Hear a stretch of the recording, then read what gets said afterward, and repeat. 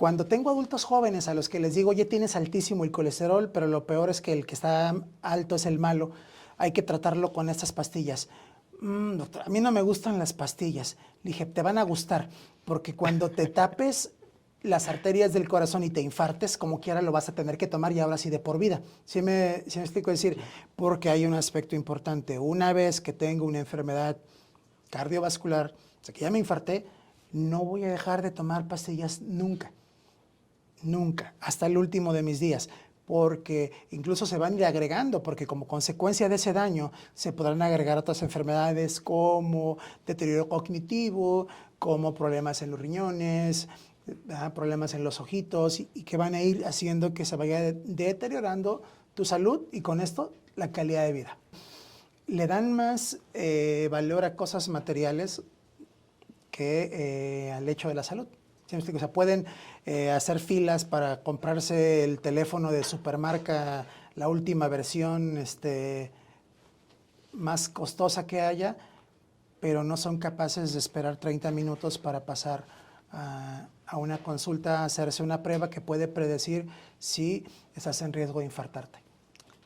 Hola amigos de La Verdad Noticias, el día de hoy nos acompaña el cardiólogo David Arturo Castán. Doctor, bienvenido a La Verdad Noticias. Muchas gracias por la invitación. Pues bueno, el día de hoy el doctor nos va a hablar un poco sobre el tema de los infartos. Doctor, ¿nos podría hablar un poquito sobre qué es un infarto? Claro, el infarto es la pérdida súbita del flujo sanguíneo en un tejido que está irrigado en cualquier parte del cuerpo. Es decir, uno puede tener un infarto en un ojo, en el cerebro, en un riñón, en el hígado. Normalmente la gente se refiere al infarto solamente a lo que respecta del corazón, pero cualquier parte del cuerpo que reciba sangre puede ser susceptible de un infarto. Ahora, con respecto al infarto al corazón, que es el infarto agudo al miocardio, pues es la oclusión súbita de alguna de las arterias, sea por un efecto progresivo debido a enfermedades crónicas o como consecuencia de un evento agudo que produce un trombo y una oclusión aguda. Aguda significa de momento, ¿verdad? No es algo que fue dándose crónicamente como en otro tipo de pacientes. Entonces, en pocas palabras, el infarto puede ser la pérdida de flujo sanguíneo en algún tejido, ¿no? ¿Estamos en lo correcto? Así es. ¿Qué tan mortal puede ser esto? Bueno, es una pregunta buena porque depende también, en el caso específico del corazón, del grupo de edad al que se está presentando la enfermedad, de los factores de riesgo que acompañan al paciente y algunas otras variables como el género, ¿verdad?, y la edad. Es decir, estadísticamente hablando, se sabe que los hombres se infartan más que las mujeres, ¿verdad?, porque existe un efecto protector de los estrógenos hacia las mujeres. Es decir, antes de que las mujeres entren en la menopausia, tienen menor mortalidad, menos infartos y menos mortalidad comparado con los hombres. Una vez que llegan a la menopausia se equiparan ese mismo riesgo, de modo que el ser hombre, tener más de 40 años, factores de riesgo como tabaquismo, colesterol elevado, triglicéridos elevados, glucosa, presión alta, ácido úrico, estrés laboral, estrés psicológico, tanto agudo como crónico, que ya está plenamente aceptado como un factor de riesgo más. Es decir, antes se decía que el estrés no te podría llegar a causar un infarto, y aquella frase de me vas a matar de un coraje, ahora toma relevancia porque ya se ha demostrado con muchísimos artículos que sí hay un impacto claro del estrés psicológico agudo y crónico. Oiga, doctor, y me llama mucho la atención, no sé qué tan cierto sea, se ha tenido la idea durante mucho tiempo de que los infartos únicamente le pueden dar a gente grande, ¿no? A gente mayor, adultos mayores. ¿Cómo es en la actualidad el comportamiento de los infartos? O sea, ¿hay más grupos de edades vulnerables a temprana edad o sigue manteniéndose a partir de los 40 años en adelante? Bueno, esta también es una pregunta, son un montón de preguntas como preguntas mitos, ¿sabes? Porque lo que me estás preguntando es algo así como que muy frecuente. Cuando hacemos diagnósticos en pacientes jóvenes, o sea, jóvenes es de menos de 40, lo primero que dice la familia y el paciente es, ¿cómo me voy a infartar? ¿Cómo me infarté? Y la realidad es que sí. Lo primero que tendríamos que hacer es definir qué es joven. Para efectos del infarto, jóvenes seríamos todos los que tenemos menos de 65. Y considerarse prematuro sería antes de los 50. ¿Sí me explico? Es Sí, decir, claro. adulto joven sería aquel que se infarta entre los 50 y los 65 años de edad, y adulto infartado prematuramente, aquel que tiene menos de 50 años. Y la edad podría oscilar entre los 34 y los 49 años. Y decir, oye, pero pues tengo 35, entonces en 4 años podría yo infartarme, ¿no? O sea, si lo prospectaran de esa manera. Y la respuesta es sí. Y la respuesta es sí porque se comparten los mismos factores de riesgo. Es decir, cuando uno asume la presencia de un factor de riesgo, la probabilidad de que te pase algo está en el aire. Es un riesgo implícito a ese factor de riesgo, ¿va? Entonces, de manera habitual en los adultos jóvenes se tienden a ignorar señales como los niveles altos de ácido úrico, niveles altos de glucosa, el colesterol y los triglicéridos, el cigarrito y sobre todo el estrés, ¿no? En esa etapa en la que quieres ser lo más productivo, eficiente y nada más duermes 3 horas del día para poder hacer todas sus actividades, eso va generando sustancias que van haciendo vasoconstricción, van remodelando los vasos, van favoreciendo un estado procoagulatorio, o sea, protrombótico.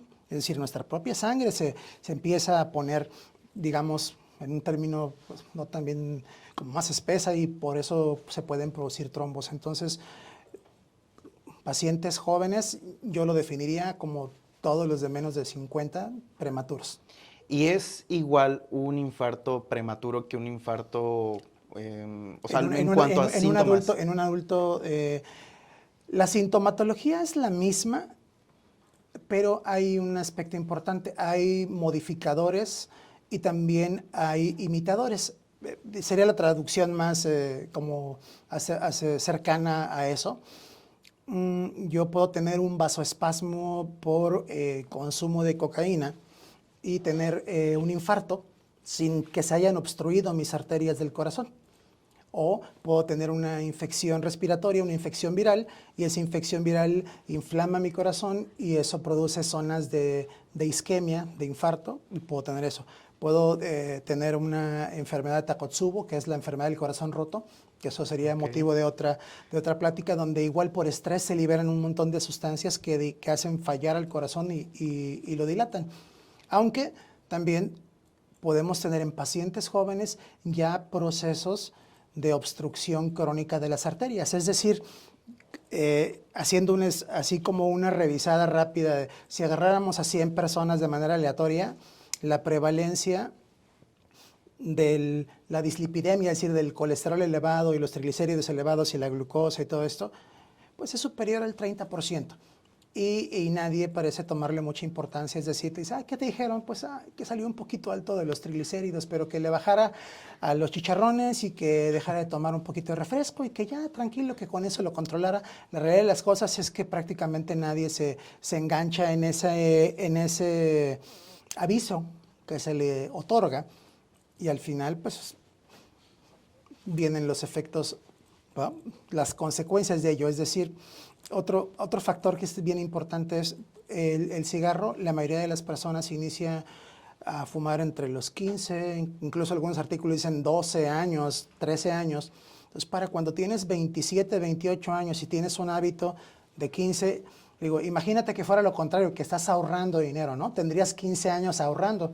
Aquí tienes 15 años juntando factores de riesgo, pues para poder tener un infarto. Y la verdad es que en el tiempo que tengo aquí radicando en la ciudad, he tenido la oportunidad de atender muchísimos pacientes jóvenes, y cuando me refiero a jóvenes es de menos de 40, donde independientemente de que si tenían unos kilos de más o unos kilos de menos, en que si fumaban o no fumaban, o que el colesterol y todo, pues la mayoría estaban muy estresados, ¿sabes? O sea, gente que tenía puestos ejecutivos en lugares turísticos, gente que estaba bajo constante estrés. Entonces, ya el ser joven no es una garantía de no tener riesgo para tener un infarto.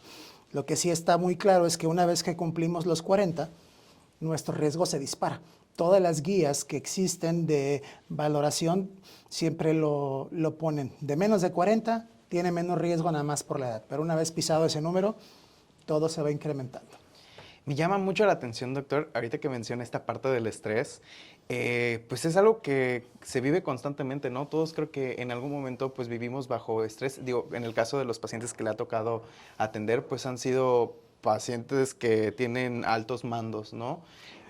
Pilotos aviadores, capitanes, o sea, de barcos. O sea, no necesariamente tienes que estar en una empresa multinacional con 10 gerentes arriba de ti para estar estresado, pero eso es algo también bien relativo, porque el estrés psicológico tiene que ver con las respuestas, con la forma en la que aprendiste a responder hacia esos estímulos, es decir, a tu estructura psicológica. Podría ponerte muchísimos ejemplos, pero una persona puede estar recibiendo llamadas telefónicas de extorsión todos los días y eso puede estresarlo. Alguien puede estar siendo regañado todos los días y estar estresado. Alguien puede ser un comerciante y no poder vender sus productos y estar estresado. O sea, cada uno tiene diferentes estresores, o sea, o disparadores. O tienes un familiar enfermo, o estás a cargo del cuidado de un paciente que es tu familiar y todo eso genera estrés. O sea, no es solamente la parte del trabajo.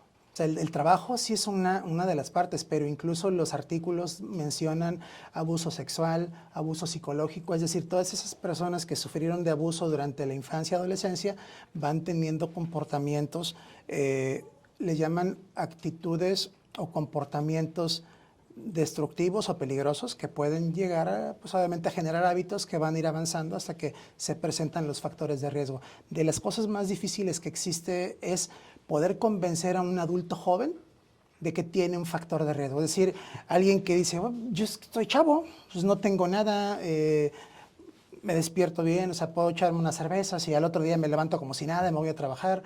Sí, pero mira, la proteína C reactiva está elevada, tenemos el LDA elevado, la glucosa, y son como foquitos que se prenden a los cuales no se les pone atención hasta que pues se presentan. Yo siempre les explico a los pacientes que los factores de riesgo son como los ingredientes de una receta, ¿no? Si yo le preguntara no sé, a alguien cómo preparas un flan, ¿no? Y te diría, bueno, tiene que llevar vainilla, huevos, leche, bla, bla, bla. Entonces, entre más ingredientes tiene esa receta, más rico va a estar, ¿verdad? Ese postre. Nada más que aquí, pues entre más factores de riesgo vas acumulando, tu riesgo de infartarte es más alto y también hay un asunto interesante porque ahí donde viene el punto. Los adultos jóvenes no hemos desarrollado tantas colaterales como lo ha desarrollado un adulto mayor. Es decir, si yo me la paso fumando toda la vida y tengo el colesterol alto, pues poco a poquito se van a ir tapando mis arterias y entonces el cuerpo va empezando a formar nuevos caminitos, se llama neovascularización, es decir, va buscando la manera de llevar la sangre hasta alguna parte del tejido. Esos son mecanismos compensatorios que a la hora de que se presenta un evento agudo en un adulto puede hacer que tenga hasta una mejor supervivencia que un adulto joven. De hecho, ser un adulto joven con infarto reduce la expectativa de vida en 15 a 20 años. Órale. Es decir, alguien que se infarta a los 35, pues su expectativa de que llegue a los 55, 60 es menor del 50%. Estadísticamente, ¿no? Dependiendo del autor, más, menos, ese es un número aproximado. Ok. Bueno, y mi pregunta iba en ese sentido, doctor, retomando la parte del estrés. Sabemos que después de la pandemia de COVID-19 se dio esta enfermedad, ¿no? Que se llama COVID prolongado, ¿no?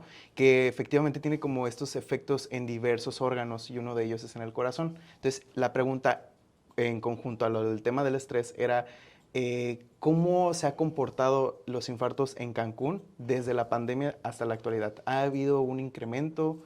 ¿Cómo ha sido? Bueno, es una pregunta muy, muy específica. Lo primero que habría que decir es que recordar que COVID no es una enfermedad pulmonar, es una enfermedad vascular. Es decir, El proceso inflamatorio de los vasos ocasionó esos procesos neumónicos que ocasionaron esa falla respiratoria que acabó con el paciente intubado y finalmente con una defunción, una falla orgánica, fallo de los riñones, de los pulmones y todo esto, del corazón.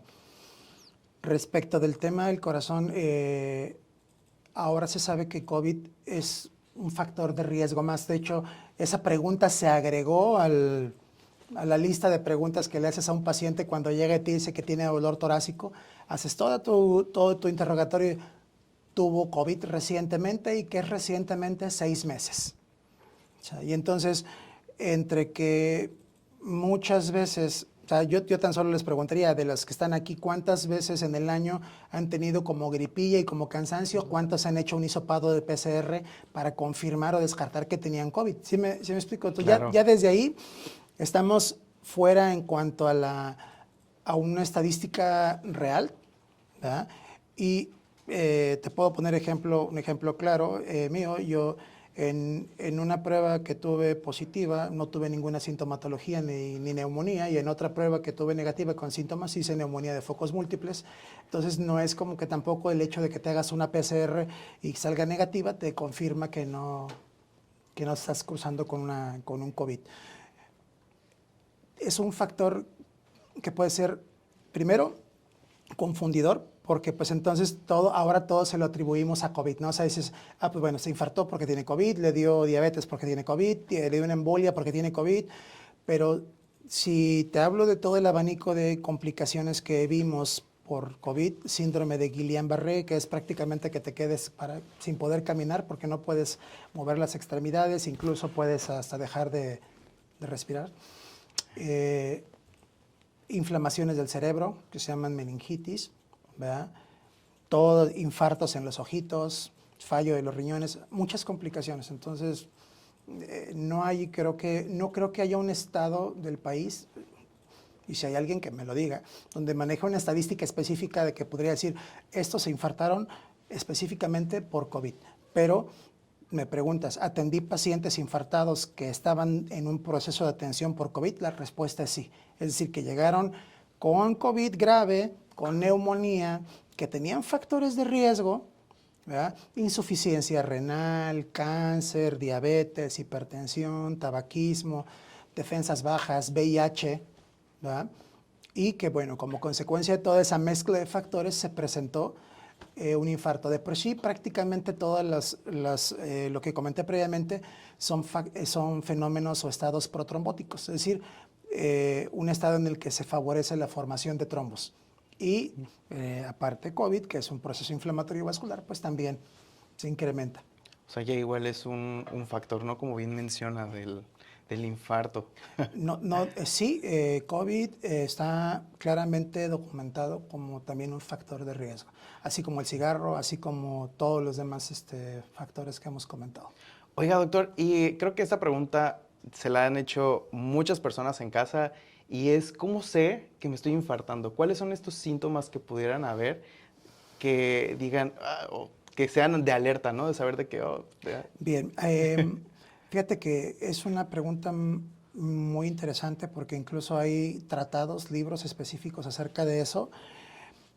Las mujeres y los hombres manifiestan de forma diferente el dolor torácico. De hecho, hay toda una campaña global, o sea, no local ni nacional, sino global, a nivel mundial, en donde se enfatiza el hacerle caso a las mujeres cuando te dicen que tienen dolor torácico. Siempre se subestima. Cuando una mujer dicen, es que le duele el pecho, tienden tanto los familiares como incluso el personal de la salud a subestimar los síntomas. En cambio, si tienes a un hombre, normalmente dice, hay que hacerle un electro, no vaya a ser que se esté infartando. Ese es un tema que sería de discusión para otros tópicos de la idiosincrasia local, nacional, regional y lo que tú quieras, pero siempre uno tiende a minimizar los síntomas. El síntoma pivote es el dolor torácico, aplastante. Es decir, la gente lo dice mucho, dice que me duele el pecho. Le dije, ok, ¿en dónde le duele? Me dice, me duele en tal punto. Entonces, desde el momento en que estás señalando, es poco probable que se trate de un problema del corazón, porque el dolor cardíaco, el dolor torácico de origen cardíaco, es difuso, no lo puedes localizar, o sea, no es como que una zona bien circunscrita, sino que la gente, incluso el signo se llama signo de Levine, que es tomar la mano y dicen, no sé dónde me duele aquí, en esta área. ¿Verdad? A diferencia cuando dices, es que siento aquí específicamente me da el piquete, o aquí siento que me están clavando una aguja o lo que sea. Pero entonces, no solamente es el dolor, también es el tiempo de duración. De manera habitual se considera que cuando está uno infartando son más de 15 a 20 minutos de dolor torácico opresivo precordial. Entonces, cuando le preguntas al paciente, ¿cuánto tiempo tiene con el dolor? Uy, doctor, tengo como una semana y no se me quita. Le dije, bueno, pues ya se hubiera infartado 10 veces, ¿no? O sea, hubiera ido y venido y todo. Pero ya desde ahí dices, ok, no es del corazón. Existen otros factores o otros síntomas asociados como la descarga adrenérgica, que básicamente es que te llenes de sudor, o sea, te bañes en sudor, se te pongan las manos frías, pegajosas, que te den ganas de orinar, que te den ganas de defecar, que te den ganas de vomitar, o sea, que tengas náuseas o incluso vómito. Y otra característica interesante que es el dolor torácico, del miembro torácico, ¿verdad? Es decir, se entume, te duele, te hormiguea, se paraliza normalmente el brazo izquierdo, aunque también puede ser el brazo derecho o pueden ser los dos brazos, pero en poblaciones especiales también, como en los diabéticos, pueden solamente tener dolor en la boca del estómago. Entonces, muchos pacientes con diabetes que se infartan son tratados por profesionales de la salud como enfermedad diarreica aguda, como gastroenteritis, como fiebre tifoidea, cuando realmente los síntomas eran de un infarto, ¿verdad? Habitualmente de localización en la cara inferior del corazón, que son habituales. Entonces, esas serían las tres. El dolor, que tiene que ser opresivo, ¿verdad? Que tiene que estar acompañado de todo este espectro. Hay pacientes que me dicen, doctor, siento que me aprietan el cuello, siento que alguien está apretándome el cuello, ¿verdad? Se llaman equivalentes anginosos, ¿verdad? Equivalentes de angina o de dolor torácico relacionado a problemas del corazón. Y esto, cuando empiezan estos dolores o estos síntomas, que sabemos que pues, si no se atiende a tiempo, se puede perder la vida. ¿Cuánto es este tiempo, este lapso de tiempo que puede haber? Híjole, mira, esa es una pregunta bien, pues, tiene muchos motivos, bonita, trascendental, porque, por ejemplo, estamos a punto de entrar a vacaciones, todo el mundo se va, todo el mundo puede tener el recurso para comprar boletos para irse a otra parte del mundo y estar o sea, hacer lo que quiera, ¿no? Pero nadie se preocupa por irse a acercar con un médico, ya no digamos con el cardiólogo, o por lo menos con un médico general o con un médico internista, a que lo interroguen y lo exploren y que se busque de manera intencionada. ¿Sí me explico? Es decir, cuando empiezas a interrogar y le empiezas a rascar, de manera habitual encuentras cosas. Entonces, ¿cuándo es el momento? Si yo identifico que tengo factores de riesgo, para empezar, y perdón que esa parte la omití, los factores de riesgo cardiovascular se dividen entre los que son modificables y los no modificables. Lo que no puedo modificar en mi vida es la edad, el género y la herencia. Es decir, lo que tengo de mamá y papá y de mis abuelitos, es decir, de todos mis ancestros en mi código genético, más el hecho de ser hombre o mujer, desde el punto de vista genético, para no entrar en detalles, a ser XX o XY, ¿verdad? Y la edad o la fecha de nacimiento, eso no lo puedes cambiar. O sea, lo puedes cambiar en números, en un papel, pero biológicamente está así. Y luego está todo el resto de los demás factores. Entonces, si, oye, mi abuelito se murió de infarto, mi papá tuvo un infarto, mi tío tuvo otro infarto, mi mamá tiene diabetes, fumo, tengo unos kilitos de más, esto, pues aunque tenga 32 años no estaría mal irme a dar una vueltita a por lo menos hacer un electrocardiograma. Antes no se recomendaba hacer cribaje, o sea, screening de pacientes así de manera aleatoria, porque decían, pues es que los jóvenes no tienen factores de riesgo, pero si yo me pusiera a hacer una encuesta de los que estamos aquí, te aseguro que por lo menos les planto tres de 10 de una lista que puedo documentar, ¿no? Incluyendo el género, la edad, el antecedente del tabaquismo, la historia familiar para enfermedades cardíacas, para hipertensión, bueno, un montón de cosas. Entonces, pensar que solamente los que tenemos más de 40 tenemos más riesgo ya es una visión un poco más corta. Yo les diría, por ejemplo, de las 10, 15 personas que están aquí, ¿cuántos saben cómo está su nivel de colesterol? O su nivel de triglicéridos, o su nivel de glucosa, su nivel de presión arterial. Y aquí esto es algo bien importante porque el común denominador de la gente ve al médico como alguien o la figura a la que tienes que ir cuando ya pasaron las cosas, cuando en realidad tiene que ser al revés. Ahora, la medicina inicialmente se enfocaba en la prevención secundaria, es decir, ya tuve un infarto y ahora voy a ver qué es lo que hago con lo que me quedó de pedazo del corazón y cómo va a ser mi vida.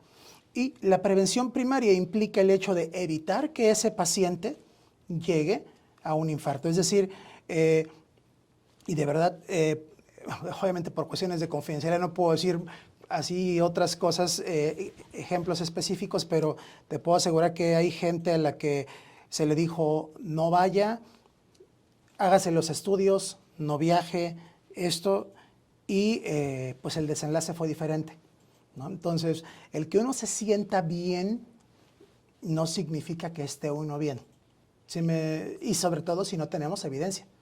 O sea, si tú me dices, estás muy bien, a ver, échame dónde están los laboratorios, a ver dónde está tu mapa, cómo está tu electro, dónde está tu prueba de esfuerzo, o sea, diversas cosas con las que podemos entonces sí decir, mira, vete tranquilo, vuele tranquilo, o sea, porque eso tampoco no es ningún impedimento.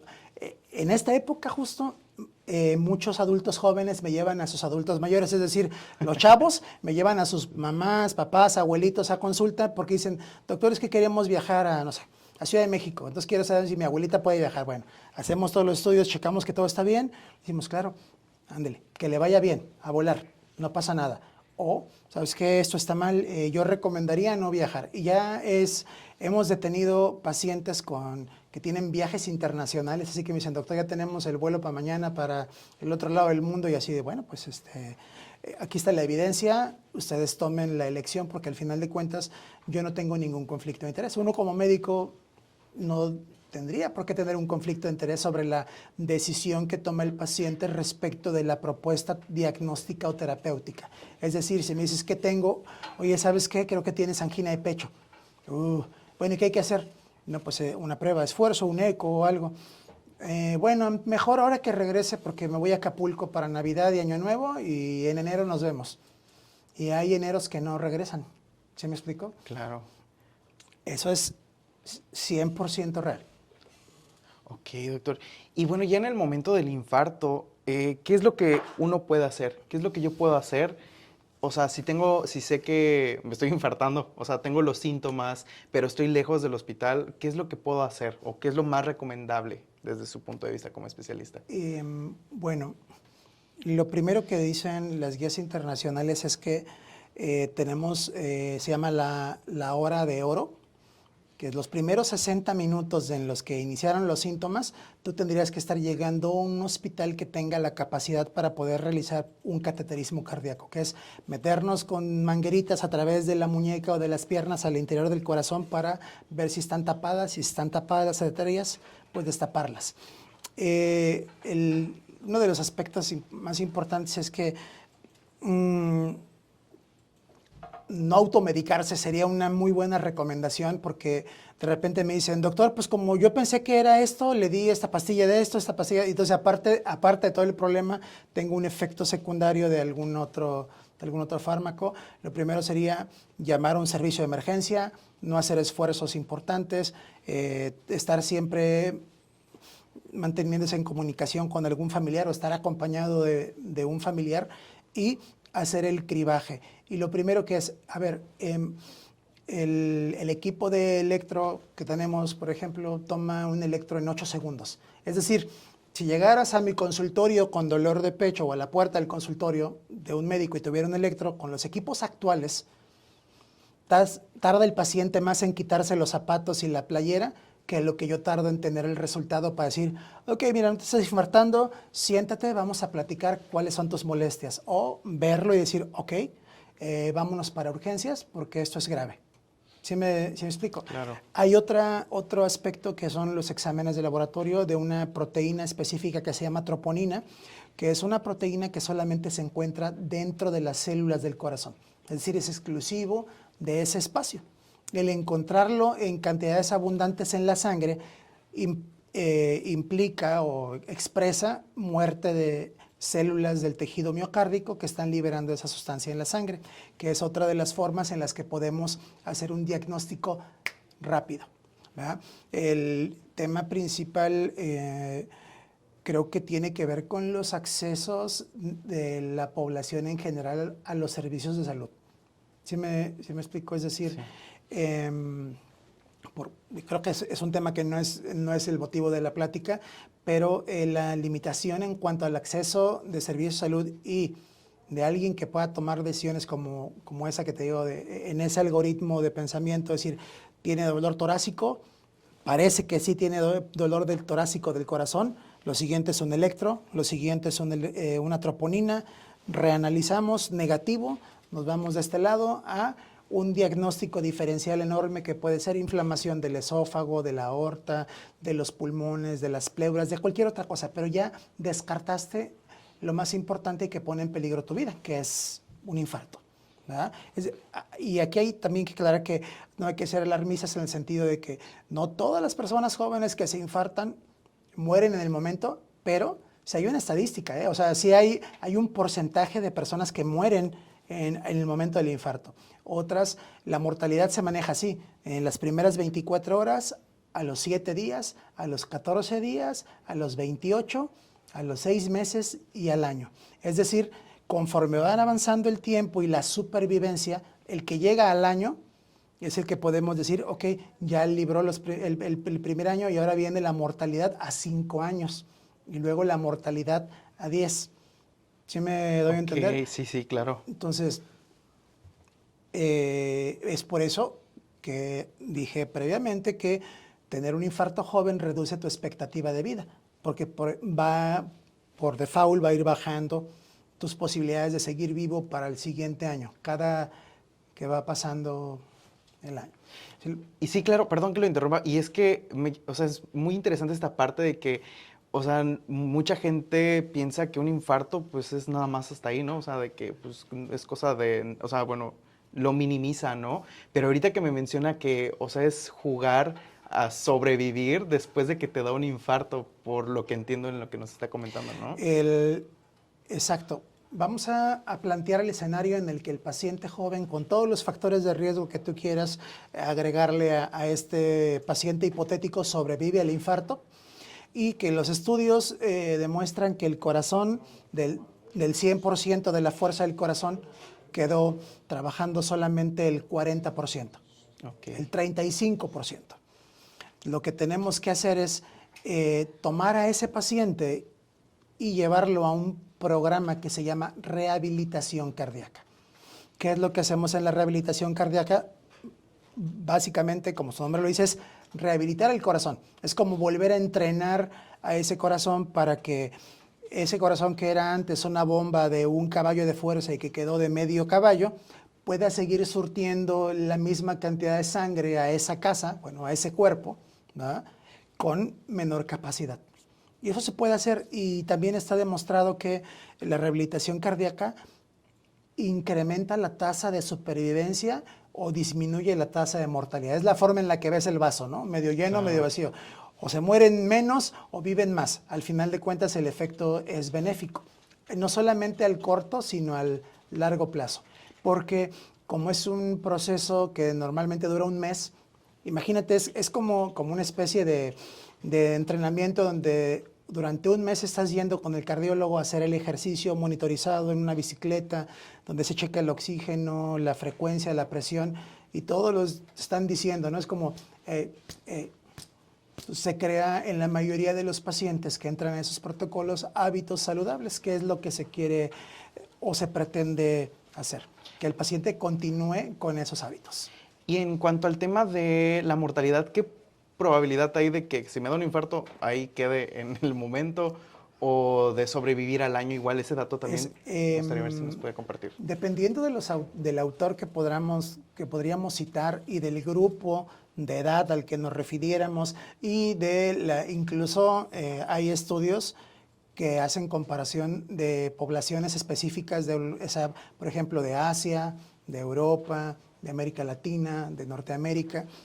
La mortalidad puede estar, o sea, en el lugar, así en el momento, podría estar oscilando entre el 30%.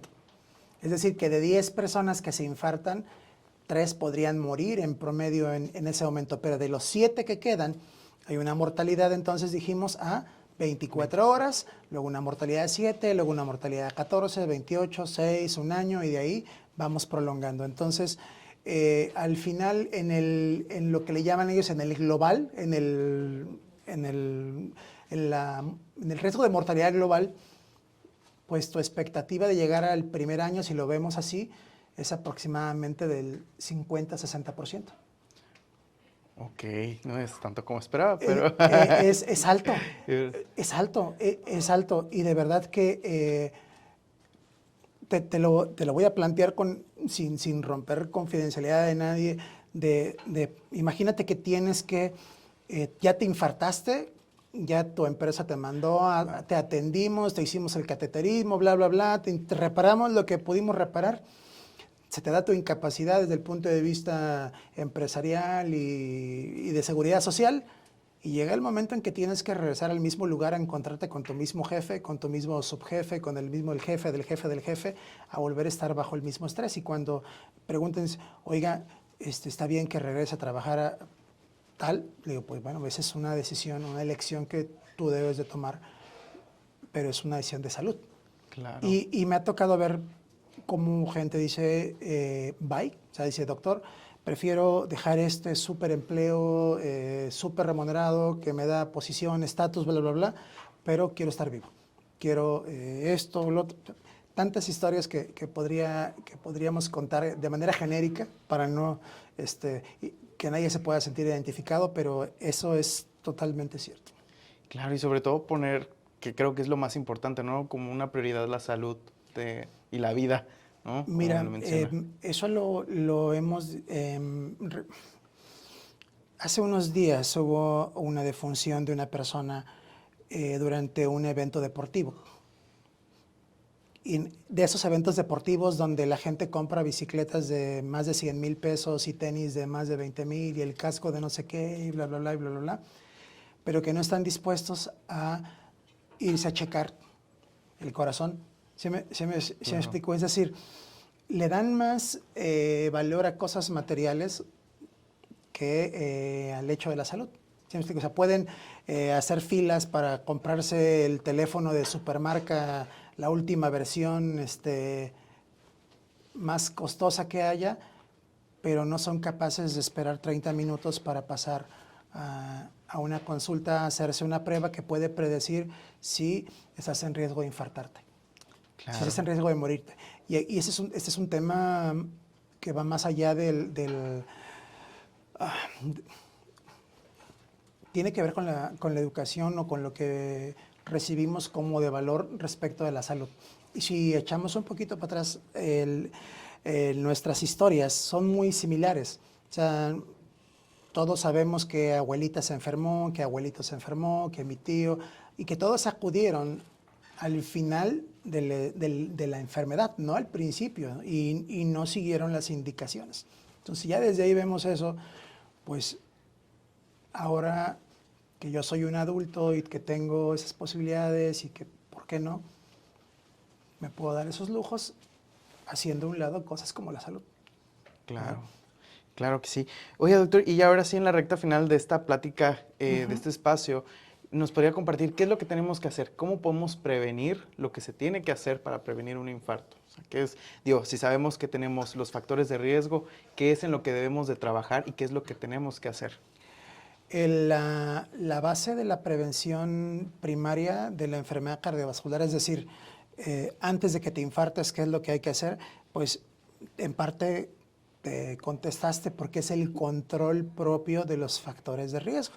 Entonces, si ya identificaron que tu glucosa está mal, que el colesterol está mal, que los triglicéridos están elevados, que el ácido úrico, que estás fumando, que bebes en exceso, todo esto, pues entonces es empezar a seguir las indicaciones para corregirlo, o sea, es para volver al equilibrio y disminuir el riesgo eventual, aunque todos los pacientes tomaran o todas las personas tomaran ácido acetilsalicílico o estatinas, atorvastatina, rosuvastatina, cualquier cantidad de fármacos que utilizamos en el infarto, algunos se van a infartar, pero hay un aspecto que esto sí podría contestar muy bien la pregunta, porque mira, cuando tengo adultos jóvenes a los que les digo, oye, tienes altísimo el colesterol, pero lo peor es que el que está alto es el malo, hay que tratarlo con estas pastillas. Doctor, a mí no me gustan las pastillas. Le dije, te van a gustar, porque cuando te tapes las arterias del corazón y te infartes, como quiera lo vas a tener que tomar y ahora sí de por vida. ¿Sí me explico? Decir, porque hay un aspecto importante. Una vez que tengo una enfermedad cardiovascular, o sea, que ya me infarté, no voy a dejar de tomar pastillas nunca. Nunca, hasta el último de mis días, porque incluso se van a ir agregando, porque como consecuencia de ese daño se podrán agregar otras enfermedades como deterioro cognitivo, como problemas en los riñones, problemas en los ojitos, y que van a ir haciendo que se vaya deteriorando tu salud y con esto la calidad de vida. ¿No? Ok, doctor. Pues bueno, nada más me queda agradecerle, doctor, por brindarnos un espacio más para platicar sobre esos temas que me parecen muy importantes, pero creo que ahí en casa debe de haber muchas dudas. ¿Dónde lo podemos encontrar? ¿Cómo podemos ponernos en contacto con usted? Bueno, primero que nada, gracias por la invitación, porque fue una sorpresa para mí todo este escenario, se les soy bien honesto. Y bueno, pues nosotros estamos, nuestro gabinete cardiovascular está en un hospital aquí en la avenida Tulum, en Galenia, Zenit Cardiología, y nos dedicamos a hacer check-up cardiovascular, o sea, prevención cardiovascular. Poderle decir a un paciente sí o no tiene riesgo. Hay una cosa que se llama detección temprana o de sospecha de muerte súbita, es decir, ese paciente joven con todos esos factores de riesgo, ¿qué datos nos dice un electro para saber si se puede morir o no de manera repentina? Okay. Y eso se puede tomar en una consulta habitual. Es más, normalmente lo hago sin que los pacientes lo sepan, incluso, o sea, les entrego las hojas y ni siquiera saben qué es lo que están llevando ahí, pero yo ahí le pongo sin sospecha, sospecha intermedia, alterado. Se le toma poca participación al entendimiento de la salud, ¿no? Como que siempre la parte de la salud se traslada la responsabilidad del médico, y las nuevas guías dicen hay que empoderar al paciente para que tome el control de su enfermedad. Es decir, para que cuando le preguntes, señor, ¿qué toma para sus pastillas? No sé, me las da mi esposa. Es decir, no, tomo metformina de 850 miligramos cada 12 horas, tomo atorvastatina de 20 miligramos cada 24. Es decir, involucrar al paciente en su padecimiento, porque el que está enfermo es él, el que se va a complicar es él, y el que finalmente podrá fallecer o no por esas complicaciones, pues es el mismo, ¿no? Okay. Y por eso es que hay que empujarlo. Hay otro tema que no quería dejar pasar, y es el tema de la apnea del sueño. Si alguno de ustedes ronca, tenga en consideración que es probable que tenga mayor riesgo de desarrollar hipertensión, dislipidemia, hiperglicemia, diabetes, ¿verdad? Y con esto el resto de la cascada de los factores que me pueden llevar a tener un infarto. Y que ese es otro de los aspectos que yo también abordo en el área donde estamos, porque aunque yo no soy especialista en los pulmones, me hago ese estudio, identifico a los pacientes, y cuando les digo, oye, te tenemos que mandar con el especialista de los pulmones porque creo que tienes apnea, y dice, uy, ¿cómo cuánto sale? Nuevamente la pregunta es así, o sea, no está preguntando esto me va a ayudar a que no me muera, esto me va a ayudar a que no tenga disfunción eréctil a los 40 años, o sea, la verdad es, me va a salir caro, lo hacen en el seguro, lo hacen en tal lado, me lo cubre mi seguro, y yo así de, véngase, aquí está la orden, yo no tengo ningún conflicto de interés, lo puedes hacer en donde tú quieras, ¿no? Entonces, la recomendación final sería, hay que hacernos un chequeo si tenemos más de 30 años, si tenemos algún factor de riesgo. Yo sé que las guías pueden decir 50, créanme que tengo pacientes, el más joven, 29 años, aquí en Cancún. Es lo único que puedo decir respecto de eso, pero si ¿se puede infartar a alguien así de joven? La respuesta es sí. Pacientes hipertensos, el más joven, 23 años. Pero tomen en cuenta muchos factores, que hay gente que empieza a fumar desde muy temprana edad, gente que, pues, que forma parte de la cultura. O sea, yo no voy a ponerme a discutir o a criticar si todos los días o todos los domingos o sábado o domingo comen cochinita y todos desayunan salbutes y en la noche, ¿sí me explico? O sea, pero no es ni siquiera incluso la carne de cerdo, sino la forma en la que se prepara y la cantidad de grasas saturadas lo que lo hace dañino. O sea, no significa que no se pueda hacer, significa que tiene que equilibrarse con otras cosas. Y para eso se requiere ¿de qué crees? Del apoyo de un nutriólogo. ¿Y qué crees? Cuesta. Y para cambiar esos hábitos también requerimos del apoyo de un psicoterapeuta, o sea, de un psicólogo o un psiquiatra. Realmente es un enfoque integral para estar saludable, no solamente física, sino también mentalmente. Y es prácticamente, no digo que imposible, pero desde el punto de vista particular, llevarlo o empujarlo más lejos, ¿verdad? Y de manera pública, pues menos. Ok, doctor, pues bueno, ahí está la invitación para que vayan todos a que se hagan su chequeo. Yo aquí saliendo me voy a ir a hacer el mío de una vez. Y pues de nuevo agradecerle, doctor. Muchas gracias por ese espacio y seguiremos en contacto. Muchas gracias por la invitación. Déjanos tus comentarios, suscríbete a nuestro canal y activa las notificaciones.